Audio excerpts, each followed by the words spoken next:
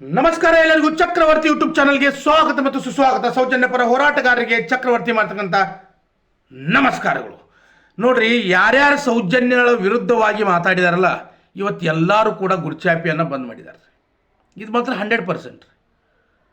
ಯಾರ್ಯಾರು ಅವಳಿಗೆ ಅವಮಾನ ಮಾಡಿರ್ತಕ್ಕಂಥ ಕೆಲಸವನ್ನು ಮಾಡಿದಾರ, ಯಾರ್ಯಾರು ಸೌಜನ್ಯಗಳ ಹೋರಾಟಗಾರರಿಗೆ ಅವಮಾನ ಮಾಡ್ತಕ್ಕಂಥ ಕೆಲಸವನ್ನು ಮಾಡಿದಾರ, ಪ್ರತಿಯೊಬ್ಬರಿಗೂ ಕೂಡ ದೇವರು ತಕ್ಕ ಶಿಕ್ಷೆಯನ್ನು ಕೊಟ್ಟಿದ್ದಾನೆ ರೀ. ಯಾಕೆ ಹೇಳ್ತೀನಿ ಕೇಳ್ರಿ. ನಾನು ಅದಕ್ಕಿಂತ ಮುಂಚೆ ಯಲಹಂಕದ ಶಾಸಕ SR ವಿಶ್ವನಾಥ್, ಎಲ್ಲದಿ ನೀ ಇಲ್ಲ ತಂದು ತಿಳ್ಕೊಂಡ ನನಗೆ ಬಹಳ ತ್ರಾಸ ಆಗದ. ಯಾಕಂದ್ರೆ ಅಷ್ಟೆಲ್ಲ ರೊಕ್ಕ ಇಟ್ಕೊಂಡು ನಾ ಏನು ಮಾಡಲಿ ಒಬ್ಬ? ನಿನಗೂ ಸ್ವಲ್ಪ ಭಿಕ್ಷೆ ಅಂತ ಕೊಡ್ತೀವಿ ನಾವು, ಇಟ್ಕ ಮಜಾ ಮಾಡು. ಯಾಕಂದ್ರೆ ನಮಗೆ ಫಾರಿನ್ದಿಂದ ಫಂಡ್ ಬಂದದ, ನಮಗೆ ಕೇರಳದಿಂದ ಫಂಡ್ ಬಂದದ, ಎಡಪಂಥೀಯರಿಂದ ಫಂಡ್ ಬಂದದ, ನಮಗೆ ಅಲ್ಲಿಂದ ಬಂದದ, ಇಲ್ಲಿಂದ ಬಂದದ. ಓಕೆ. ಸೊ ಒಂದು 400 ಕೋಟಿ ರೂಪಾಯಿ ಬಂದದ. SIT ವರದಿ ಎಲ್ಲದ? ಸೌಜನ್ಯ ಹೋರಾಟಗಾರರಿಗೆ 400 ಕೋಟಿ ರೂಪಾಯಿ ಬಂದದ ಒಂದು SIT ವರದಿ ಎಲ್ಲದ? ನಿನಗೂ ಒಂದು ಥೊಡೆ ದುಡ್ಡು ಕೊಡ್ತೀವಿ. ಎಲ್ಲಿದೆ SR ವಿಶ್ವನಾಥ್? ಜನರ ಓಟನ್ನು ತಿಂದು ಇವತ್ತು ಜನರ ಹೇಳನ್ನು ತಿಂತಕ್ಕಂಥ ಪರಿಸ್ಥಿತಿ ನಿಮ್ಮಂಥ ರಾಜಕೀಯ ನಾಯಕರಿಗೆ ಬಂದುಬಿಟ್ಟದ.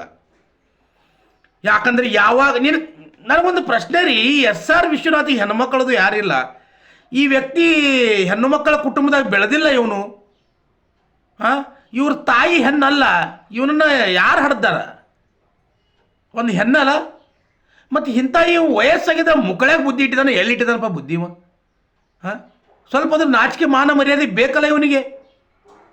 ಪ್ರಜಾಪ್ರಭುತ್ವ ವ್ಯವಸ್ಥೆಯಲ್ಲಿ ಪ್ರಜೆಗಳ ಓಟ್ ತಿಂದು ನೀ ಏನು ದೊಡ್ಡ ಅವನೊಂದು ಪರಮೇಶ್ವರದೇ? ಏನದಿ ನೀನು? ಸೌಜನ್ಯ ಹೋರಾಟಗಾರರಿಗೆ ಧರ್ಮಸ್ಥಳ ಚಲೋ ಹೋಗು, ಭಕ್ತಿಯಿಂದ ಹೋಗು, ಮಂಜುನಾಥನಿಗೆ ನಮಿಸೋದಕ್ಕೆ ಹೋಗು. ಆದ್ರೆ ಅಲ್ಲಿರ್ತಕ್ಕಂಥ ಅತ್ಯಾಚಾರಿಗಳಿಗೆ ಸಪೋರ್ಟ್ ಮಾಡೋದಕ್ಕೆ ಹೋಗಿ ಭಾಷಣದಾಗ ನಿಂತ್ಕೊಂಡು ಬಿಗಿತಿಯಲ್ಲ, ಇವ್ರಿಗೆ ಇಷ್ಟು ದುಡ್ಡು ಬಂದದ, ಅದಕ್ಕೆ ಈ ಹೋರಾಟವನ್ನು ಮಾಡ್ತಾ ಇದ್ದಾರೆ ಅಂತಂದು ಹೇಳ್ತಿಲ್ಲ. ನಾಚಿಕೆ ಬರಬೇಕು. SR ವಿಶ್ವನಾಥ್, ಯಲಹಂಕದ ಶಾಸಕ, ನಾಚಿಕೆ ಬರಬೇಕು. ನೀನು ಸದನದಲ್ಲಿ ನಿಂತ್ಕೊಂಡು ಹೇಳ್ತೀಯ. ನೀನು ಅಷ್ಟ ಅಲ್ಲ, ಇನ್ನು ನಿನ್ನ ಚೇಲಾಗಳು ಅದಾರಲ್ಲಿ. ಚೇಲಾಗಳು ಯಾಕೆ? ನಿಮ್ಮ ನಾಯಕನದಾರಲ್ಲ ವಿಜೇಂದ್ರ, ನಿಮ್ಮ ನಾಯಕನ ಅವನು. ಹೌದು, ವಿಜಯೇಂದ್ರ. ಯಡಿಯೂರಪ್ಪ ಮಾಡಿದ್ದು ಕೂಡ ಅದನ್ನೇ. ಯಡಿಯೂರಪ್ಪ ಮಾಡಿದ್ದು ಅವನ ಮೇಲೆ ಕೂಡ ಫೋಕ್ಸೋ ಕೇಸ್ ಅದ, ಯಡಿಯೂರಪ್ಪನ ಮೇಲೆ. ಹೌದು, ಇಲ್ಲಿ ಯಾರು ಮಾಜಿ ಮುಖ್ಯಮಂತ್ರಿ ಅವ್ರು ಇವರಿಲ್ಲ. ಇಂಥ ಪೋಕ್ಸೋ ಕೇಸ್ ಮಾಡಿದವ್ರು ಯಾರಿಗೆ ಬೆಲೆ ಇಲ್ಲ ಈ ಸಮಾಜದಲ್ಲಿ, ಅವನು ಯಾವನೇ ಇರಲಿ. ಸೊ ನಿಮ್ಮ ನಾಯಕನ ಅಂಥವನು ಇರಬೇಕಾದ್ರೆ ಇನ್ನು ಚೇಲಾಗಳಾಗಿರ್ತಕ್ಕಂಥ ನೀವು ಕೂಡ ಅವರ. ಇನ್ನು ಈ ಯಾರ್ಯಾರ ಸೌಜನ್ಯ ಹೋರಾಟಕ್ಕೆ ಸಂಬಂಧಪಟ್ಟಂಗ ಹೇಳ್ತಿನ್ನೋ ಕೆಲಸ ಮಾಡ್ಯಾರ ನೋಡ್ರಿ, ಅವರೆಲ್ಲ ಇವತ್ತಿಗೂ ಹೇಳ್ತಿಂತಾರ, ನಿನ್ನೂ ಹೇಳ್ತಿನ್ನಾಕತ್ತಿದ್ರು, ಇನ್ನು ಮುಂದೂ ಹೇಳ್ತಿಂತಾರ. ಇದು ಮಾತ್ರ 100%. ಅದರಲ್ಲಿ ಯಾರು ಸೇರ್ಪಡೆ ಆಗ್ತಾರಪ್ಪ ಅಂದ್ರೆ SR ವಿಶ್ವನಾಥ್, ಯಲಹಂಕದ ಶಾಸಕ. ಸದನದಲ್ಲಿ ನಿಂತ್ಕೊಂಡು ಮಾತಾಡೋಕೆ ಬರ್ತದೆ ಇವರಿಗೆ.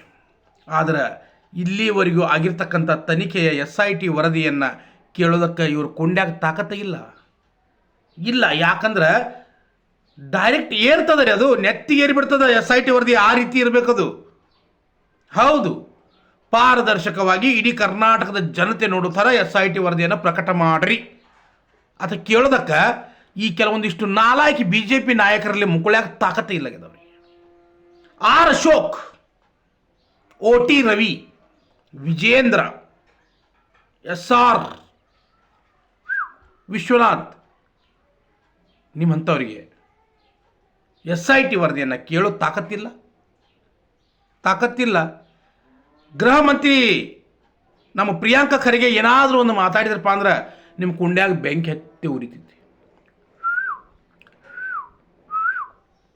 ಹತ್ತಿ ಉರಿತದ. ಆದ್ರೆ ಒಂದು ಮಾತು ಹೇಳ್ತೀನಿ, ನೆನ್ಪಿಟ್ಕೊಳ್ರಿ. ಆ ತಾಯಿ ಸೌಜನ್ಯ, ತಂಗಿ ಸೌಜನ್ಯ, ಮಗಳು ಸೌಜನ್ಯ, ಒಂದು ಹೆಣ್ಣು ಮಗಳಕ್ಕಿ. ಅವಳ ಮೇಲೆ ಏನು ಅತ್ಯಾಚಾರ ಆಗ್ಯದಲ್ಲ, ಆ ಅತ್ಯಾಚಾರದ ಪರ ಏನೇ ನಿಂತಿದ್ದೀರ ನೀವು ಯಾವತ್ತೂ ಉದ್ಧಾರ ಆಗಂಗಿಲ್ಲ. ನೀವು ರಾಜಕೀಯದಾಗ ಯಾವತ್ತೂ ಮುಂದೆ ಬರೋಂಗಿಲ್ಲ. ಇದನ್ನ ನೆನಪಿಟ್ಕೊಂಡು ಬಿಡ್ರಿ. ನಿಮ್ಮ ಕರಿಯರ್ ಎಂಡ್ ಆಗಿಬಿಟ್ಟದ.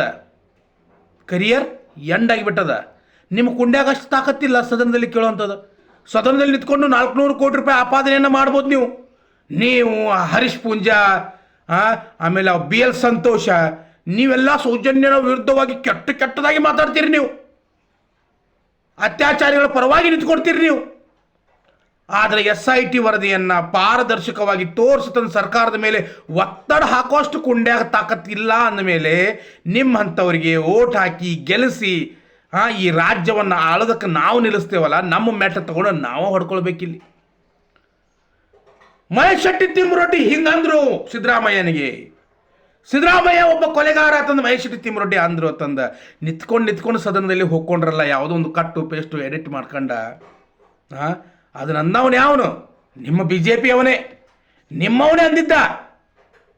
ಅವನು ಹೇಳು ತಿನ್ನೋ ಸಂಬಂಧ ಮಹೇಶ್ ಶೆಟ್ಟಿ ತಿಮ್ಮರೊಡ್ಡಿಯನ್ನು ಗಡಿಪಾರು ಮಾಡ್ತಕ್ಕಂಥ ಆದೇಶಕ್ಕೆ ನೀವು ಕೂಡ ಕಾರಣೀಕರ್ತರಾದ್ರಿ. ಗಿರೀಶ್ ಮಟ್ಟಣ್ಣನವ್ರನ್ನ ಹಿಡ್ಕೊಂಡು ಬಿದ್ದಿರಿ, ಆದರೆ ಒಂದು ಹರ್ಕೊಳಕ್ಕಾಗಲಿಲ್ಲ. ಕುಸುಮಾವತಿಗೆ ಸೂಳೆ ಅನ್ನೋ ಪಟ್ಟ ಕಟ್ಟಿದಿರಿ ನೀವೆಲ್ಲ, ದರಿದ್ರ ನನ್ನ ಮಕ್ಕಳು ತಂದು ಸೂಳೆ ಅನ್ನೋ ಪಟ್ಟ ಕಟ್ಟಿದಿರಿ ನೀವು ಕುಸುಮಾವತಿ ಸೌಜನ್ಯಳ ತಾಯಿಗೆ, ನೊಂದ ಮಹಿಳೆಗೆ, ನೊಂದ ಕುಟುಂಬಕ್ಕೆ. ನೀವು ಉದ್ಧಾರ ಯಾವತ್ತರ ಆಗ್ತೀರಿ? ನೀವು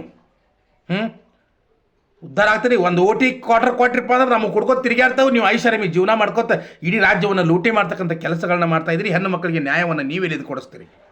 ನಿಮ್ಮ ಮನೆಯಾಗಿ ಇರ್ತಕ್ಕಂಥ ಹೆಣ್ಣು ಮಕ್ಕಳಿಗೆ ಮೊದಲು ಟೈಮ್ ಕೊಡೋದು ಕಲ್ಕೋರಿ. ನಿಮ್ಮ ಮನ್ಯಾಗ ಏನು ನಿಮ್ಮನ್ನು ಕಟ್ಕೊಂಡು ಬಂದಿರ್ತಾವಲ್ಲ, ನನ್ನ ಗಂಡ ನಮ್ಮಪ್ಪ ಅಂತಂದು ಇರ್ತಾವಲ್ಲ, ಪಾಪ ನಿಮ್ಗೆ ಹುಟ್ಟಿದ್ದು ಇರ್ತಾವಲ್ಲ, ಅವಕ್ಕೆ ಮೊದಲು ಟೈಮ್ ಕೊಡ್ರಿ. ಆಮೇಲೆ ನಿಮ್ಮ ಅಂಥವ್ರಿಂದ ನಮ್ಮ ಅಂಥ ದಡ್ಡರು ಹೆಣ್ಣು ಮಕ್ಕಳಿಗೆ ನ್ಯಾಯ ಸಿಗ್ತದಂದು ಏನು ಇಟ್ಕೊಂಡಿರ್ತೇವಲ್ಲ ಆಸೆಯನ್ನು, ಅದನ್ನು ಆಮೇಲೆ ಇಟ್ಕೊಳಕ್ಕೆ ಬರ್ತದೆ. ಮೊದಲು ನಿಮ್ಮ ಮನೆಯಲ್ಲಿರ್ತಕ್ಕಂಥ ಹೆಣ್ಣು ಮಕ್ಕಳಿಗೆ ನ್ಯಾಯವನ್ನು ಕೊಡಿಸೋದಕ್ಕೆ ಕೆಲಸ ಮಾಡಿರಿ. ಅವರಿಗೆ ನಿಮ್ಮ ಪ್ರೀತಿಯನ್ನು ಕೊಡ್ರಿ, ನಿಮ್ಮ ಸಮಯವನ್ನು ಕೊಡ್ರಿ ಅವರಿಗೆ. ಆಮೇಲೆ ನೀವು ಇಲ್ಲಿ ನ್ಯಾಯ ಕೊಡಿಸುವಂತ್ರಿ. ಅದನ್ನು ಬಿಟ್ಟು ಹೇಳ್ತಿನ್ನುವಂಥ ಕೆಲಸವನ್ನು ಮಾಡ್ತಕ್ಕಂಥ ಈ SR ವಿಶ್ವನಾಥ್ ಇನ್ನಿಲ್ಲ ಎಂಬ ಸುದ್ದಿ ಅದು ಎಷ್ಟು ಸತ್ಯ ಎಷ್ಟು ಸುಳ್ಳು ನನಗಂತೂ ಗೊತ್ತಿಲ್ಲ. ಆದರೆ ಈ ಮನುಷ್ಯ ಇದ್ದು ಸತ್ತಂಗನ ರೀ. ಏನು ಮಾಡೋದಿಂತ ಅವ್ರನ್ನ ತೊಗೊಂಡ ಏನು ಮಾಡೋದದ? ಇವನಾಗಿರ್ಬೋದು, ಚಕ್ರವರ್ತಿ ಸೂಲಿಬೆಲೆ ಆಗಿರ್ಬೋದು, ಆಮೇಲೆ ಅವ ಕಾಮಾಟಿಪುರದಲ್ಲಿ ಕಾಂಡ ಮಾಡ್ತಿದ್ದ ರಾಕೇಶ್ ಶೆಟ್ಟಿ ಆಗಿರ್ಬೋದು, ಪಬ್ಲಿಕ್ TV ರಂಗಣ್ಣ ಆಗಿರ್ಬೋದು, ಏಷ್ಯಾನೆಟ್ನ ಹನುಮವ್ವ ಆಗಿರ್ಬೋದು, ಇವೆಲ್ಲ ಸಮಾಜದ ಕಳಂಕರಿ. ಇವರೆಲ್ಲ ಸಮಾಜವನ್ನು ತಪ್ಪು ದಾರಿಗೆ ಹೇಳ್ತಕ್ಕಂಥ ವ್ಯಕ್ತಿಗಳು ಇವರೆಲ್ಲ. ಇವ್ರಿಗೆಲ್ಲ ದುಡ್ಡು ಬೇಕ್ರಿ, ದುಡ್ಡು ಕುರುಡು ಕಾಂಚಾನ ಕುಣಿಯುತ್ತಲಿತ್ತು, ಕಾಲಿಗೆ ಬಿದ್ದವ್ರನ್ನ ತುಳಿಯುತ್ತಲಿತ್ತು. ನಾವು ದಡ್ಡರು, ಇವ್ರ ಹತ್ರ ನ್ಯಾಯ ಸಿಗ್ತದಂತ ಹೋಗ್ತೀವಲ್ಲ, ನಾವು ದಡ್ಡರು. ನ್ಯಾಯ ಬೇಕಂತ ಹೋಗಿರ್ತಕ್ಕಂಥ ಒಂದು ಹೆಣ್ಣು ಮಗಳ ಮೇಲೆ ಕೈ ಹಾಕಿರ್ತಕ್ಕಂಥ ಯಡಿಯೂರಪ್ಪ ಇವತ್ತಿಗೂ ಕೂಡ ಪೋಕ್ಸೋ ಕೇಸನ್ನು ಎದುರಿಸ್ತಾ ಇದ್ದಾನೆ. ಅದ್ರ ಬಗ್ಗೆ ಈ ದರಿದ್ರ BJP ನಾಯಕರು ಯಾರೂ ಮಾತಾಡೋಂಗಿಲ್ಲ. ಯಾಕಂದ್ರೆ ಯಡಿಯೂರಪ್ಪನ ಹೇಳ್ತಿಂತಾರೆ ಇವರು. ಆದ್ರೆ ಒಂದು ಮಾತು ಹೇಳ್ತೀನಿ, ನೆನಪಿಟ್ಕೋ SR ವಿಶ್ವನಾಥ್, ನೀನು ವರದಿ ಕೇಳು ಬೀಡು ಏನು ಬೇಕಾದ್ ಮಾಡು, ಆದರೆ ಈ ಅತ್ಯಾಚಾರ ಮಾಡಿದವರಿಗೆ 100% ಸಿಗ್ತದೆ. ಸೌಜನ್ಯಗಳಿಗೆ ನ್ಯಾಯ ಸಿಗತ್ತದ. ಸೌಜನ್ಯ ಹೋರಾಟಗಾರರಿಗೆ ಜಯ ಖಂಡಿತ. ಇಡೀ ಕರ್ನಾಟಕದ ಹೆಣ್ಣು ಮಕ್ಕಳಿಗೆ ಜಯ ಖಂಡಿತ ಅನ್ನೋದನ್ನು ಒಂದು ದಿನ ನಿನಗೆ ತೋರಿಸ್ತೇವೆ ನಾವು. ಮತ್ತೆ ಬರ್ತೀನಿ. ಜೈ ಹಿಂದ್, ಜೈ ಕರ್ನಾಟಕ ಮಾತು.